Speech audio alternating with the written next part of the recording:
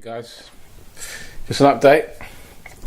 I've just come back from the GP for the HGV medical, and all went okay. Passed. What I've got to do now is send off the forms tomorrow, record the delivery to DVLA with my driver license, and probably 2 weeks. Might have to wait for it to come back, and then we can move on to theory. So things are looking up. So moving forward now, finally, and I'd just like to do a little shout out to first and foremost, God for I'd say give me the chance to how can I explain this? Basically, I asked him if Optical Express told me I was a candidate to do my eyes laser, then I'll take that as a sign that I'm doing the right path and going towards HGV. So that's why I'm saying thank you, and obviously for him guiding the surgeon, basically, have a good day, and making the operation was successful. And also I would like to thank, in order, because who told me about it first is my best friend Shelley. She mentioned it, but I never really. Well, I've kind of brushed her idea off, because prior to her saying that, the week before that, I went to my optician before I did the first medical, which I failed. He said that it was highly unlikely that I'd be able to pass the minimum requirement if I had my eyes lasered, because of how bad my right eye was. So I just took that as gospel.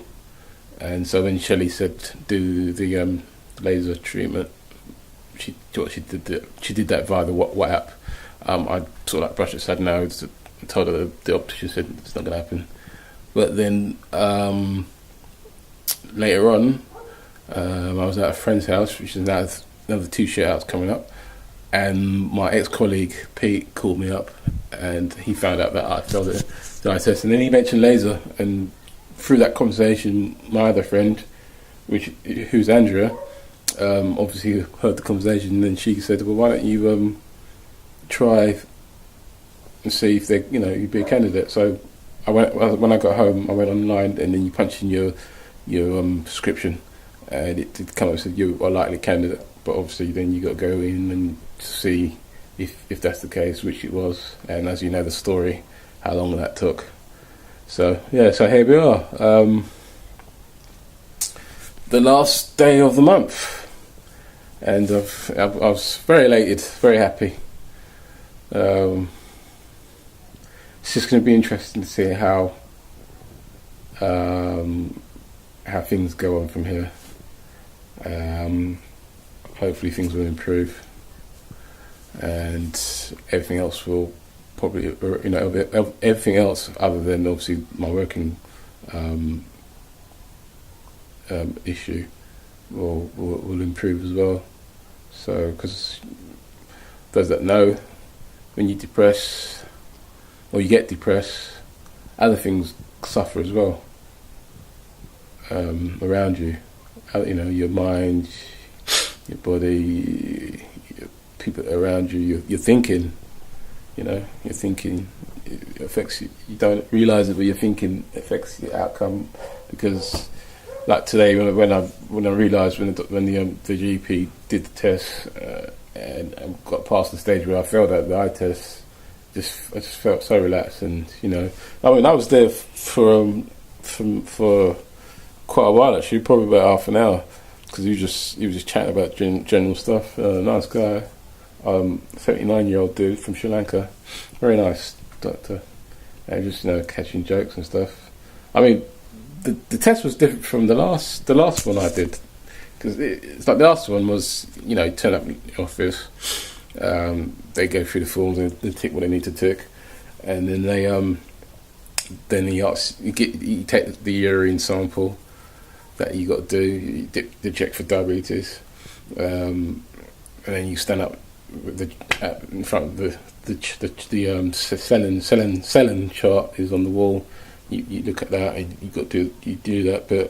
But whereas this doctor, it was based in a church in a hall, little room that they rent out, and he's just got a little table there, and about 3 meters away he's got like his laptop bag, and just stuffed in the pocket of it, sticking up, is the selling chart, and which I noticed straight away when I got in. I thought that's interesting, and he did extra stuff. He tested my reflexes on my knee, like hitting my knees and stuff, which didn't happen in the first one. He also did. He asked me to squeeze his hands as hard as I could. I'm so weak, but he's a strong dude.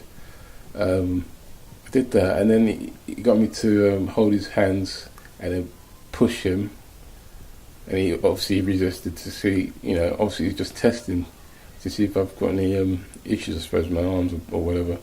And then he also got me to do is touch his finger and then touch my nose quickly.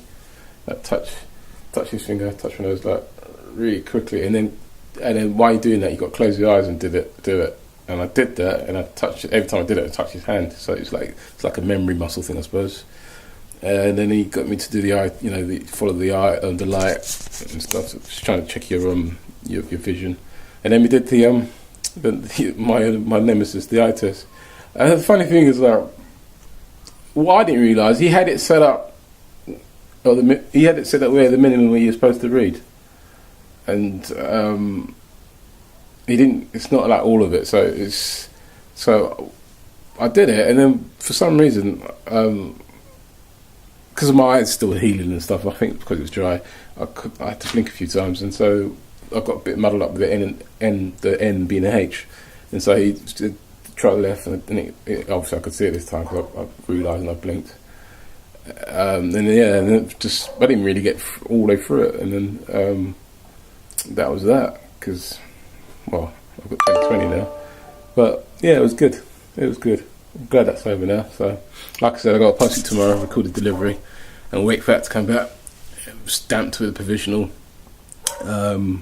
class 2 on the license, so that will allow me to book for theory, because obviously they'll check your license to see if you've got that on your license, and yeah, so that's where we're at. So hopefully I have an update soon when the license comes back, let you know, but I'm hoping I could get something in the meantime, doing some deliveries job or something. My agency hasn't, I don't know, I called them a few days ago, but they said everything's running slow, so I don't know. If it's to be, it'll be. If I'm not supposed to do anything other than what I'm doing, then that's just the path it's got to be. So we'll see. And signing out. I'll speak to you guys soon.